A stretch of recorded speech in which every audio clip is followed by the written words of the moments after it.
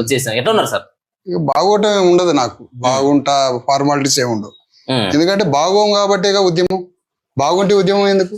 నేను బాగలేకపోయినా బాగున్నాను అయితే నేను అనను. ఇప్పుడు బాగలేరా? 100% బాగలేను, 100% బాగలేను. నా ప్రజలు బాగలేరు, నేను బాగలేను. 42% రిజర్వేషన్లు అమలు అయితే రేపు ఎల్లుండి అంటే అన్నారు ఎవరు? ఇది ఒక పెద్ద బోగస్ కార్యక్రమం, మూడో బోగస్ కార్యక్రమం.